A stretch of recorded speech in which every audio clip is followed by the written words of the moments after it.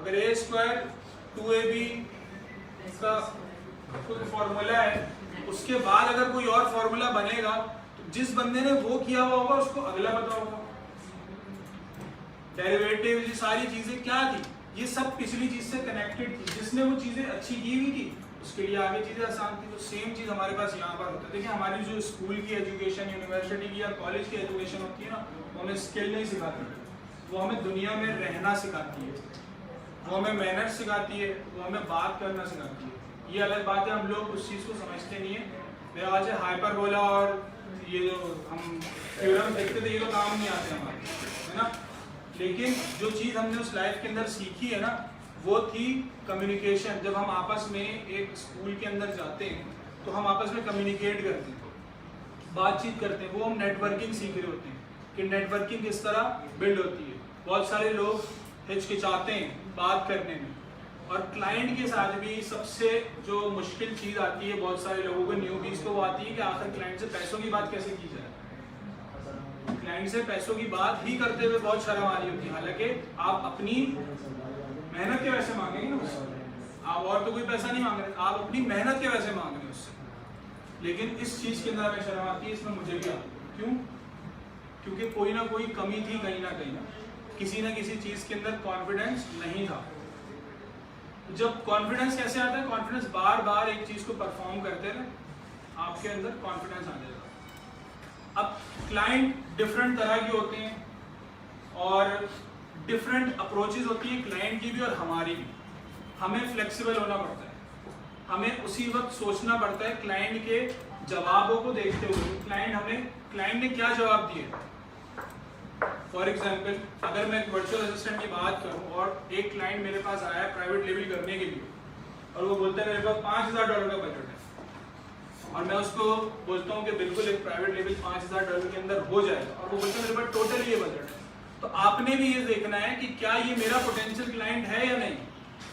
$5000 ये मुझे बोल रहा है टोटल मेरे पास अमाउंट है, तो क्या ये मेरा पोटेंशियल क्लाइंट है, ये मुझे इतने पैसे दे देगा, मुझे रिटर्न में क्या देगा। 5000 तो उसका बजट ही है। लिमिटेड कंपनी यूके में बनानी है तो तकरीबन $500-600 वहाँ लग जाएंगे।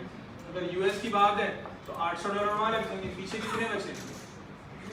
पीछे 4000-4200 बच गए। इसके अंदर बाकी काम करना है।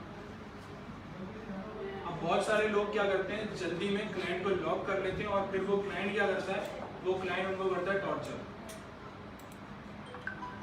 क्यों? क्योंकि उन्होंने क्लाइंट को चूज नहीं किया, उन्होंने ऐसा प्रिटेंड कराया कि क्लाइंट उनको चूज कर रहा है। तो हमें जब भी क्लाइंट से बात करनी है, उससे क्लाइंट का स्कोप पूछना है कि आप कितना ग्रो करना चाहते हैं। क्लाइंट आपसे पूछे ना कि भाई कितना बजट होना चाहिए, तो आपका जवाब है आप कितना ग्रो करना चाहते हैं। और अगर आपने उसको अपनी सैलरी बताई है और उसने बोला आप बहुत महंगे, तो आपका क्या जवाब होना चाहिए? आपका जवाब ये होना चाहिए कि मैं उतनी ही एफर्ट करूंगा ना जितना मुझे मिलेगा। तो जब मुझे ज़्यादा मिलेगा तो मेरी एफर्ट भी ज़्यादा होनी है। ज़्यादा से मुराद ये नहीं है कि आप एक ऐसी अमाउंट उसको बोल दें कि जो अमाउंट रीजनेबल हो ही ना, रियलिस्टिक हो ही ना, रियलिस्टिक अमाउंट बोले। लेकिन मसला ये हमारे यहाँ पे रियलिस्टिक अमाउंट को जब पीकेआर में कन्वर्ट किया जाता है तो क्लाइंट समझता है कि ये बहुत ज़्यादा है, हालांकि वो ज़्यादा नहीं है। तो हमें ये चीज़ उसको समझानी होती है कि आप अर्न भी तो डॉलर में करेंगे। हमारे यहाँ कन्वर्जन के अंदर हम लोग क्लाइंट को लूज़ कर देते हैं और क्लाइंट हमें लूज़ कर देता है। नुकसान दोनों जगह से हो रहा है। अगर एक अच्छा वर्चुअल असिस्टेंट था या एक अच्छा काम करने वाला था तो क्लाइंट का भी नुकसान है। क्या पता उसको कोई ऐसा बंदा मिले जो उसका काम खराब कर दे। तो ये चीज़ आपने क्लाइंट को समझानी होती है, आपने क्लाइंट को एजुकेट करना होता है। हमेशा क्लाइंट से सवाल पूछें कि भाई ये बिजनेस करना क्यों है। क्या पता उसने एक वीडियो देखी हो और वो वीडियो देख के आपके पास आ गया हो काम करने के लिए। क्लाइंट को नहीं पता है इसके अंदर क्या हर्डल्स हैं, क्लाइंट को नहीं पता कि इन्वेंट्री जो है वो स्टक हो सकती है, क्लाइंट को नहीं पता फ्रेट रेट बढ़ सकते हैं। क्लाइंट को आपने जो चीज़ उस वक्त बताई थी क्लाइंट के जहन में सिर्फ वही है। तो आपका काम है क्लाइंट को रियलिस्टिकली हर चीज़ बताना।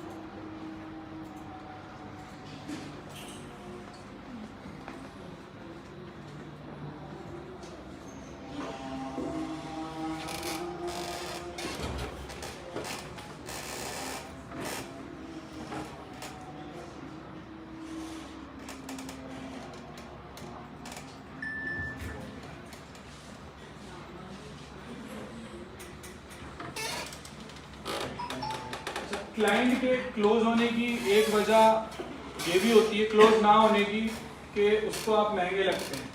ऐसा कितनों के साथ हुआ है कि क्लाइंट ने आपको बोला कि आई कांट अफोर्ड यू, तो आप लोगों ने क्या जवाब दिया उसको? मार्केट टच कर लें, आपको अंदाजा हो जाएगा उसका। सही है, आपने क्या जवाब दिया? सेम। मैंने जवाब दिया है कि भाई आप मेरी यही रेंज है, आई कैन नॉट कॉम्प्रोमाइज। सही है।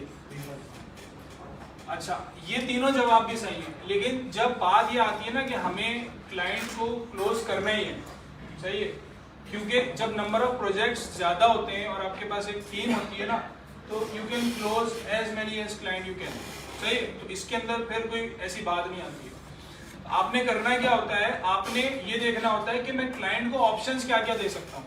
ज़रूरी नहीं है आप उससे बोलें कि भाई पेमेंट जो है मैं कम कर लेता हूँ, क्या आप मुझे अफोर्ड कर सके। आप उसके लिए पेमेंट प्लान जो हैं वो उसको ऑप्शंस दे सकते हैं कि आप मुझे पेमेंट जो है इस तरह दे दें, आप माइलस्टोन्स पे कर लें, आप पर मंथ पे ना आए, मेरे चार्जेस तो यही रहेंगे, लेकिन मैं आपके लिए इसको एक प्लान बना देता हूँ कि देखें जब हम ये चीज अचीव कर लेंगे आप इतनी पेमेंट दे दें, जब ये चीज अचीव कर लेंगे आप इतनी पेमेंट दे दें। इससे होगा क्या, क्लाइंट को भी ये चीज होगी कि यार इस बंदे ने मेरे लिए एक फ्लेक्सिबल प्लान भी बना दिया, प्लस क्लाइंट को आप भी सही से समझा सकते हैं कि आप क्या वैल्यू ऐड कर रहे हैं।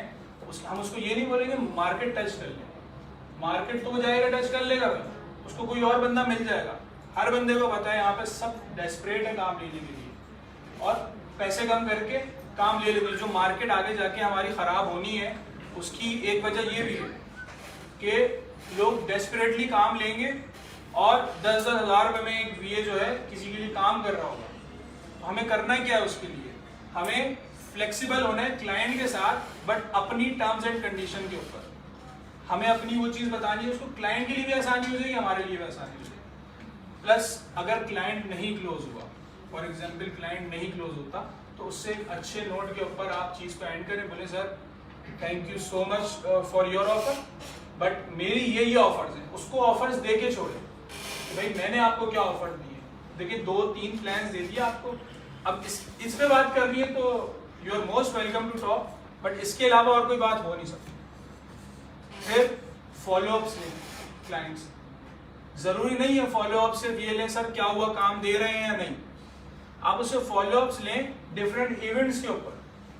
अगर वो आपकी फेसबुक लिस्ट के अंदर है तो जरूर कोई ना कोई स्टोरी वो लगाएगा, या जरूर कोई ना कोई अगर वो व्हाट्सएप पे तो व्हाट्सएप पे कोई स्टेटस लगाएगा, तो उससे रिलेट करें। जब तक आप क्लाइंट से रिलेट नहीं करेंगे और उससे एक रिलेशनशिप बिल्ड नहीं करेंगे तो भी क्लाइंट नहीं आना। और हो सकता है एक क्लाइंट जिससे आपकी 6 महीने पहले बात हुई हो वो आज क्लोज हो जाए आपसे, 6 महीने पहले वो नहीं क्लोज हुआ हो लेकिन आज क्लोज हुआ। ऐसा हुआ है, ऐसा मैंने किया है। जिन क्लाइंट से 1 साल पहले बात हुई थी, जब उनको 1 साल बाद अप्रोच किया गया, जब उनसे पूछा तो उन्होंने मुझे बोला still stuck in that situation. किस सिचुएशन में?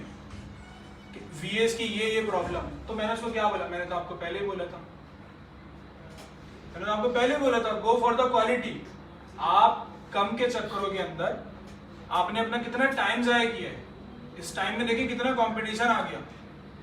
Now you are like building कि भाई मुझे आपके दर्द का अंदाजा हो रहा है, आप क्लाइंट को बोल रहे हैं कि यार इतनी बुरी बात हो गई यार, आपके साथ बहुत बुरा हो गया, चलें इसको मैं देखता हूँ, कुछ हो सकता है, मुझे दिखाएं क्या कहाँ मसला है। चीज़ को देख के उसको एनालाइज करें और उसको सॉल्यूशन दें। देखिए क्लाइंट हमारे पास आता है सॉल्यूशन के लिए, वो प्रॉब्लम के लिए नहीं आता। लेकिन हम लोग क्या करते हैं, मोस्टली वी उसको प्रॉब्लम्स निकाल के दे देते हैं कि ये प्रॉब्लम्स है। सबसे बड़ी प्रॉब्लम उसको बता देते हैं कि आपको तो एलएलसी बनवानी होगी। ये ऑप्शन देते ही नहीं है कि एलएलसी मैं बनवा दूंगा। क्लाइंट को नहीं पता कि एलएलसी कैसे बनेगी, क्लाइंट को नहीं पता। उसको बताएं कि मैं एक बंदे को जानता हूँ जो कि बेस्ट रेट्स देता है, और वो मुझे क्यों बेस्ट रेट्स देता है, क्योंकि मैं उससे काम करवाता रहता हूँ। आप जाएंगे तो आपको वो ये रेट्स नहीं देगा, आपको मार्केट में ये रेट मिलेंगे। तो अपने कनेक्शंस उन लोगों से भी बनाएं जो एलएलसी बनाते हैं, जो लिमिटेड कंपनीज बनाते हैं, जो ट्रेडमार्क की सर्विस देते हैं। उनको बोले ये सारी की सारी चीजें जो हैं ये आपके साथ मैं करवा दूंगा। तो पिच करते हुए ये सारी चीजें भी आप उनको बताएं कि आपको वन स्टॉप सॉल्यूशन मिल रहा है, आपको कहीं और जाना नहीं पड़ेगा इस चीज के लिए। तो क्लाइंट चाहता है रिलैक्सेशन। क्लाइंट आपके पास क्यों आ रहा है? क्योंकि वो रिलैक्सेशन चाहता है, वो किसी झंझट में नहीं पड़ना चाहता, वरना वो खुद सीख के कर लेता। हमें क्लाइंट को सुकून देना है, आसानी देनी है, इसके बदले वो हमें पैसे दे रहा है। तो अगर हम ये चीज़ नहीं दे सकते, इसका मतलब कि हम उसकी चीज़ में कोई वैल्यू ऐड नहीं कर रहे। प्लस अपनी एक्सपर्टीज बताएं कि अगर आपको लगता है कि आप एक चीज़ के अंदर एक्सपर्ट हैं तो उसको बताएं कि ये मेरी निश है और उस स्पेसिफिक निश में टारगेट करें। अगर कोई बंदा डिजिटल मार्केटिंग करता है तो वो उस तरह से टारगेटिंग करे। एक चीज होती है कोल्ड डीएम्स, किसी ने नाम सुना है? कोल्ड डीएम्स, डायरेक्ट मैसेजिंग इसको बोलते हैं। कोल्ड कॉल्स होती है कि आप लोगों को कॉल करके या मैसेजेस करके ऑफर देते हैं, उनसे पूछते हैं कि आपको ये काम करवाना है, आपको ये काम करवाना है। तो इस स्ट्रेटेजी से भी बहुत सारे लोग जो है वो क्लाइंट क्लोज करते हैं। बट इसके लिए आपके पास कोई सोशल प्रूफ होना चाहिए। सोशल प्रूफ कैसे बिल्ड होंगे? Amazon के अंदर हम सोशल प्रूफ कैसे बिल्ड करते हैं? क्या होते हैं सोशल प्रूफ, कोई बताएगा? Reviews, testimonials. बेसिकली हमें ये करने होते हैं। जब हमारे पास ये मौजूद होते हैं तो अगले बंदे को हम पे ट्रस्ट हो जाता है। Amazon के अंदर भी जब किसी को कुछ बाय करना होता है वो रिव्यूज चेक करता है, ऐसा ही है। आप एज अ VA आपके रिव्यूज कहाँ हैं? और अगर किसी से पूछना हो कौन देगा आपके बारे में रिव्यूज?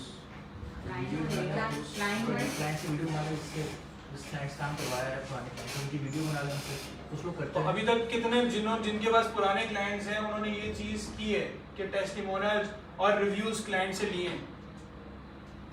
जो लोग पुराना काम कर रहे हैं आपने लिए, तो उससे कुछ फर्क पड़ा? सिग्निफिकेंट। अगला बंदा, आप जितनी भी बड़ी बड़ी वेबसाइट्स देखें वहां पे वो लिखते हैं अवर क्लाइंट्स, और उनके क्लाइंट्स भी बड़े बड़े होते हैं। और बहुत सारे लोग नीचे लिख रहे होते हैं कि हमारे क्लाइंट के रिव्यूज हमारे बारे में।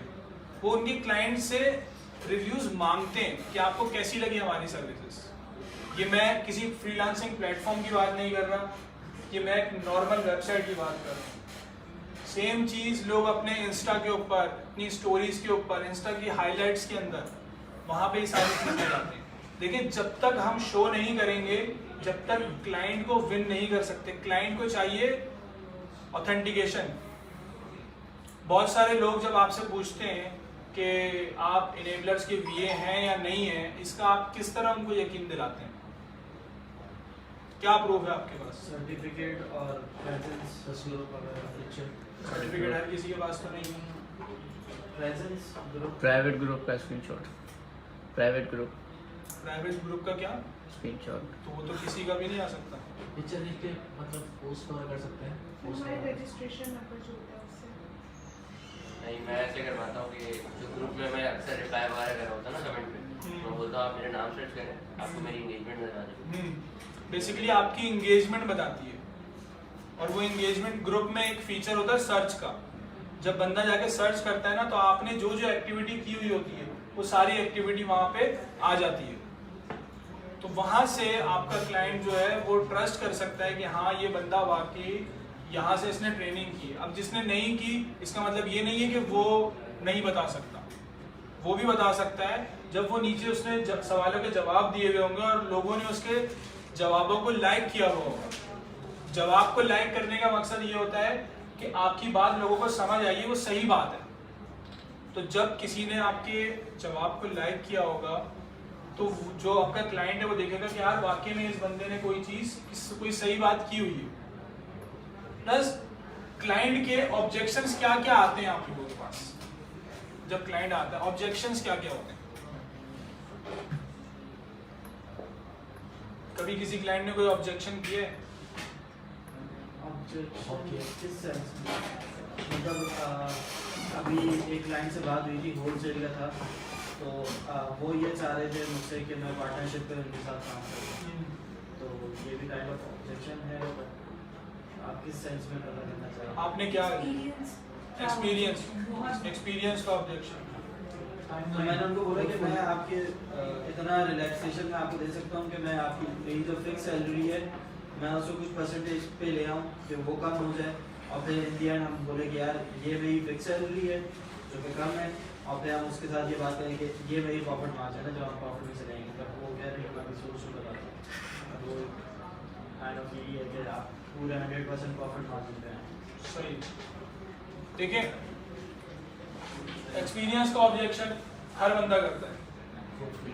एक्सपीरियंस को टैकल कैसे करना है? जब एक्सपीरियंस नहीं है उस चीज को टैकल, एक्सपीरियंस वो मांगते किस चीज का है? लॉन्चेस का मांग रहा था, कितनी लॉन्च करी हुई है, पहले कोई प्रोडक्ट आपने लॉन्च करी हुई नहीं करी। आप उनको क्या बताते हैं?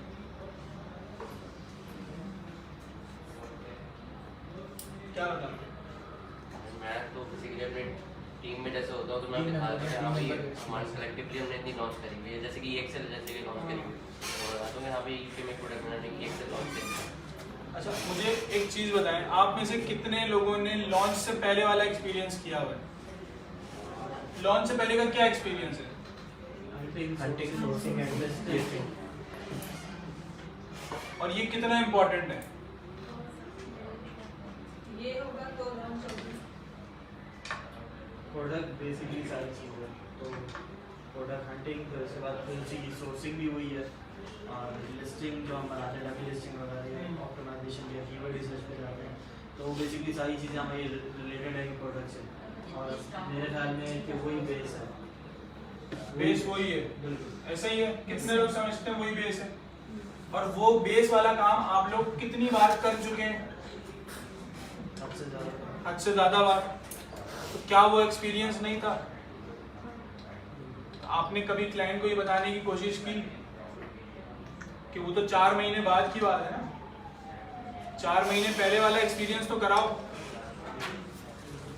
4 महीने वाला एक्सपीरियंस, पहले वाला एक्सपीरियंस किसी ने किया क्लाइंट के साथ?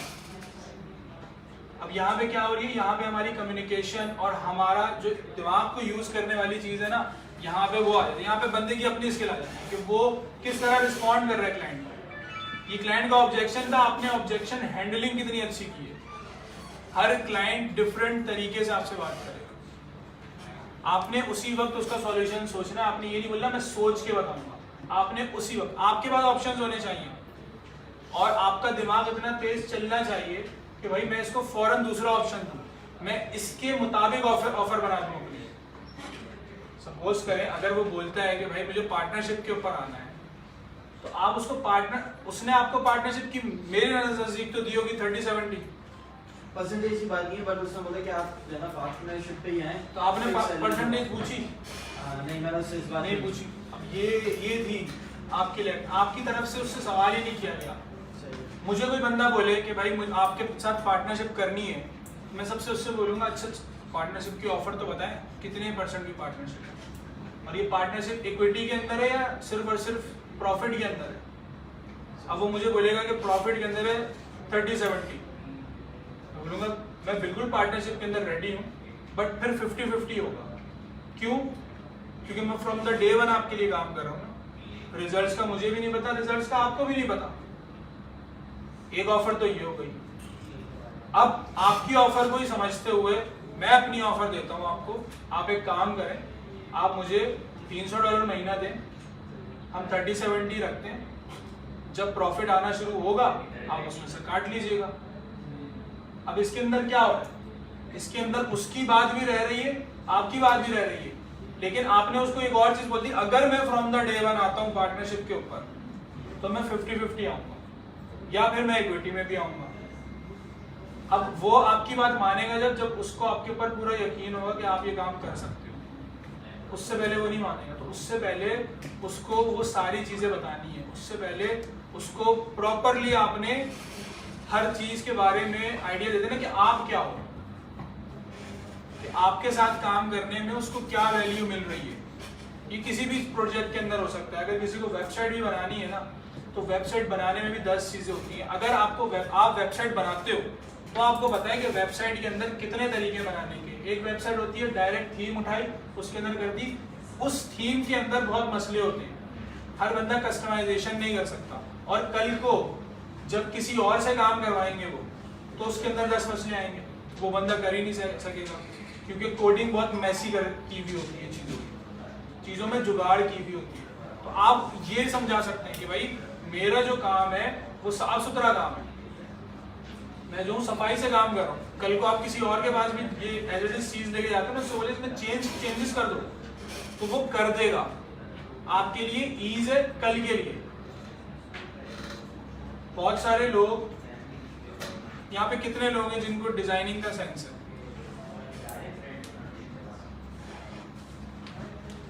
बस 3 लोग, सही। अब ये देखें, हर बंदे के ना एक यूएसपी होता है, यूनिक सेलिंग प्रोपोजिशन। अब अगर किसी बंदे के साथ डिजाइनिंग का सेंस है, इसका मतलब वो ब्रांडिंग बहुत अच्छी कर सकता है। Amazon के ऊपर हम क्या करने जा रहे हैं? हम लोग ब्रांड बिल्ड करने जा रहे हैं। अगर कोई बंदा अपनी वेबसाइट ही बना रहा है, किसकी वेबसाइट बना रहा है? ब्रांड की वेबसाइट बना रहा है। ब्रांड बिल्डिंग तो हर जगह आ गई। ब्रांड कभी भी पुअर कलर्स के साथ और पुअर डिजाइनिंग के साथ नहीं बनता। अब यहाँ आपने अपनी इस स्किल को यूज करना है, यहाँ आपने उसको बताना है कि देखें कलर्स बहुत इंपॉर्टेंट होते हैं। मैं आपकी आइडेंटिटी भी देखूंगा, मैं जिस बंदे से भी हम काम कराएंगे, या मैं अगर खुद भी काम कर रहा हूँ, तो क्योंकि हमने चीज को लॉन्ग टर्म चलाना है ना, उसको एग्जाम्पल्स दें बहुत पुअर ब्रांड्स की, जिनकी जो है आइडेंटिटी, जिनके कलर थीम बहुत बुरी है। कभी कभी लोग सिर्फ और सिर्फ कलर थीम की वजह से चीज को छोड़ देते हैं कि यार इस चीज का कलर नहीं पसंद आ रहा। बहुत सारे कपड़े भी ऐसे होते हैं ना कि हम सिर्फ इस वजह से, यार ये कलर अच्छा नहीं लग रहा, इसका फैब्रिक अच्छा है लेकिन कलर अच्छा नहीं है, इसी वजह से लोग आपके ब्रांड को भी छोड़ देंगे। अगर आपकी वेबसाइट की थीम अच्छी नहीं है तो कोई बंदा उसको नहीं करेगा।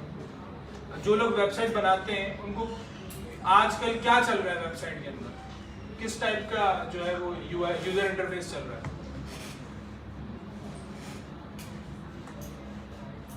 सिंगल पेज, कि बंदे को बार बार डिफरेंट टैब्स पे ना जाना पड़े, आप स्क्रॉल करके नीचे आते जाओ, आपको सारा डेटा वहीं पे मिल जाए। सिंगल पेज वेबसाइट, हालांकि वो भी टैब्स होते हैं, जब आप ऊपर टैब्स पे क्लिक करते हो तो वो आपको उस पेज के मखसूस हिस्से पे ले जाता है। फिर डिजाइन के डिफरेंट, पूरे साल की डिफरेंट चीजें होती हैं। फ्लैट डिजाइन है एक तरह का, अब आपने उसको किस तरह अपनी आइडेंटिटी में यूज करना है, अपनी मार्केटिंग के अंदर यूज करना है, इन सारी चीजों का आपने उसको बताना होता है कि भाई ये सारी चीजें। क्लाइंट विन हम जब ही कर सकते हैं जब क्लाइंट को हमसे कोई बेनिफिट हो रहा हो। अगर क्लाइंट को सेम चीज मिलेगी हर जगह से और चीप में मिलेगी, तो हम क्लाइंट को कभी भी विन नहीं कर सकते। प्लस ऑब्जेक्शन, अभी दो सवाल थे, दोनों सवालों की क्या चीज थी, हमने ही उससे सवाल नहीं किया अगेंस्ट और क्लाइंट गया। हालांकि ये बनता है ना ये वाला सवाल, वे प्रॉफिट शेयरिंग क्या है, और एक्सपीरियंस आपको किस चीज में चाहिए? प्रोडक्ट हंटिंग में एक्सपीरियंस चाहिए, मेरे पास है। सोर्सिंग में एक्सपीरियंस चाहिए, मेरे पास है। लिस्टिंग क्रिएशन में एक्सपीरियंस चाहिए, मेरे पास है। कौन सा इन 4-5 कामों में कौन सा एक्सपीरियंस आपके पास नहीं है? सारे तो हैं। मसला कहाँ आ रहा है? मसला आ रहा है कम्युनिकेशन में। जो सबसे वीकेस्ट पॉइंट है ना इस वक्त हर बंदे का, वो है कम्युनिकेशन। कम्युनिकेशन के अंदर हमें ये डर लग रहा होता है कि क्लाइंट से हम कहीं सवाल पूछेंगे तो पता नहीं क्लाइंट क्या रिएक्ट करेगा। लेकिन क्लाइंट ने जाना वैसे भी, उसने चले वैसे भी जाना, आप उससे सवाल कर लें। हो सकता है उससे कोई बंदा इतने सवाल ना करे और वो फिर आ जाए आपके पास कि यार असल में बंदा मुझसे कितनी चीजें पूछ रहा था। डॉक्टर क्या करता है, सर्जन क्या करता है, वो डायग्नोज करता है चीजों को, वो हमसे सवाल करता है ना, क्या खाया था, अभी कहाँ। अब हम जाए डॉक्टर को बोले तो भाई मैं तो तुम्हारे पास आया हूँ, मुझे बताओ ना, मैं क्यों बताऊँ क्या खाया था। लेकिन हम उसको बताते हैं, क्यों? क्योंकि ताकि वो पता लगा सके उस चीज का। इसी वजह से हमें भी क्लाइंट से करना होता है कि भाई आपका स्कोप क्या है, आपने कितना बिग जाना है। अब एक बंदा प्राइवेट लेवल करने आया है और वो बोलता है कि भाई मुझे मेरा बजट ही 5 से 10 हज़ार डॉलर है मैक्सिमम, मैं इससे जा ही नहीं सकता कभी भी। तो एक वो बंदा जिसको प्राइवेट लेवल की सेंस होगी वो कभी भी उसको प्राइवेट लेवल नहीं कराएगा इतने कम बजट के अंदर। जो थोड़ा सा एक्सपीरियंस सेलर होगा वो कभी भी नहीं कराएगा। क्यों? क्योंकि उसको पता है कि बिग नहीं जा सकते, बड़ी लिमिटेड चीज़ों के साथ खेलना पड़ेगा। तो हो सकता है वो उसको बोले कि आप बियर छोड़ा होलसेल कर लें, कम बजट से होलसेल स्टार्ट करें, जब होलसेल से पैसे बनना स्टार्ट हो जाए then we will move to PL. अब हमने सॉल्यूशन देना है क्लाइंट को। क्लाइंट हमारे पास क्यों आया है? Because we are experts. हमें सॉल्यूशंस कैसे मिलेंगे? एक चीज़ मुझे क्वेश्चन है, जैसे आपने कहा कि क्लाइंट जो है ना प्रोडक्ट के बारे में बात कर रहा हूँ, बताओ उसको प्रोडक्ट कितने दिन हैंड की है। मतलब अब फॉर एग्जाम्पल क्लाइंट मेरे पास आता है, क्लाइंट को कोई फर्क नहीं पड़ता कि मैंने कितनी मेहनत की है। क्लाइंट जैसे एज अ मार्केटर मैं हूँ, तो क्लाइंट ये चाहता है कि तुमने सेल्स कितनी लेके आए हो। जैसे तुमने एड स्पेंड में कितने खर्च किए मुझे फर्क नहीं पड़ता, सेल्स कितनी लेके आए मुझे ये फर्क पड़ता है। रिजल्ट क्लाइंट देखता है रिजल्ट कितना है। जैसे प्रोडक्ट हंटिंग की बात कर रहे हैं, फॉर एग्जाम्पल कोई इंसान प्रोडक्ट हंटिंग कर रहा है 3 से 4 महीने में, लेकिन वो लॉन्च नहीं कर पाया, कोई अच्छी प्रोडक्ट ढूंढ नहीं पाया, तो मतलब रिजल्ट नहीं लेके आ रहा हो। क्लाइंट का मेन मसला ये होता है कि आप मेहनत चाहे कितनी भी करो, रिजल्ट कितने लेके आया, रिजल्ट लेके आओ ना, रिजल्ट चाहिए मुझे। ये भी मसला आता है क्लाइंट का, तो इसका बताएं। तो इसको आप किस तरह, आप क्या समझते हैं रिजल्ट किस तरह आता है? भाई मतलब अगर आपको रिजल्ट है तो फिर क्लाइंट तो वो हो जाएगा। क्लाइंट फॉर एग्जाम्पल देखिए, अगर मैं फॉर एग्जाम्पल मार्केटर जैसे मैं पैसे लगा रहा हूँ एड अमाउंट पे, लेकिन मैं अगर सेल्स नहीं ला रहा तो क्लाइंट तो नहीं हो पाएगा, क्योंकि वो देख रहा है ना कि मतलब अगर फॉर एग्जाम्पल मैं पैसे लगा रहा हूँ, मेहनत कर रहा हूँ एड अकाउंट में, आप पूरी लगा रहा हूँ, लेकिन सेल्स नहीं ला रहा, रिजल्ट नहीं ला रहा। इसी तरह प्रोडक्ट हंटिंग में मैं प्रोडक्ट 3 से 4 महीने प्रोडक्ट हंटिंग में पूरा टाइम लगा दिया, लेकिन प्रोडक्ट नहीं लेके आ पाया मैं। सेल्स लाना, सेल्स, अब जो बंदा इस चीज के ऊपर काम कर रहा है, मार्केटर है, सेल्स नहीं आ रही, क्या वजह हो सकती है इसकी? एड में मसला एड में मसला है, सही है। और टारगेटिंग में मसला हो सकता है, प्रोडक्ट मसला हो सकता है। सर टारगेटिंग ऑडियंस सही नहीं है। टारगेटिंग ऑडियंस सही नहीं है, सही है। प्राइस अब करना क्या है?